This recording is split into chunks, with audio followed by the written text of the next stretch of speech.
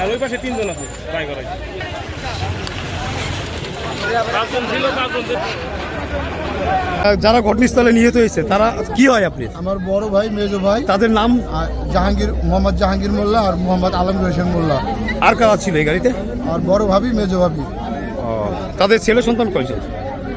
বড় ভাবির 1 মেয়ে 1 ছেলে, আর বড় মেজো ভাবির 2 মেয়ে 1 ছেলে। কৈতুরে কি চিকিৎসা হইতে আসছিলেন?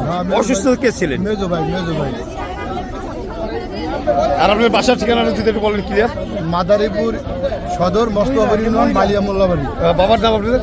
হাজি আব্দুল ওয়াহেদ মোল্লা। মোহাম্মদ আক্তার হোসেন। আমি সংবাদ পাই 11:20-এ, দুর্ঘটনার সংবাদ পাই শঙ্কর বাসায় অ্যাক্সিডেন্ট হয়েছে।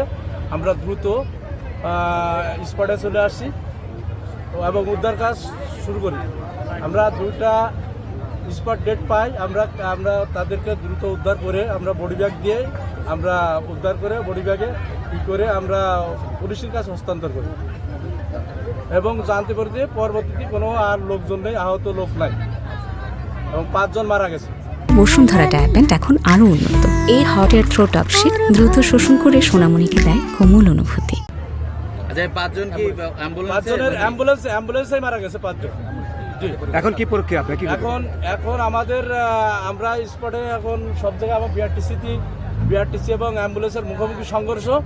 এখানে আমি বিআরটিসি তদন্ত করেছি, ভিতরে যায় আমি কোনো আর আহত লোকও নাই, কোনো মৃত লোকও নাই। আমরা সার্চ করে দেখছি এবং অ্যাম্বুলেন্সের ভিতর কোনো আর মানে অ্যাক্সিডেন্টটা হয়েছে ওই অ্যাম্বুলেন্স এবং বিআরটিসির মুখোমুখি সংঘর্ষ।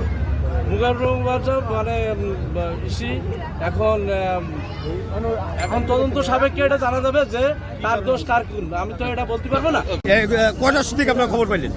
আমরা 10:30টার দিকে সংবাদ পাই শঙ্কর বাসা বাস স্ট্যান্ডে বিআরটিসির বাস এবং অ্যাম্বুলেন্সে সংঘর্ষ হয়েছে।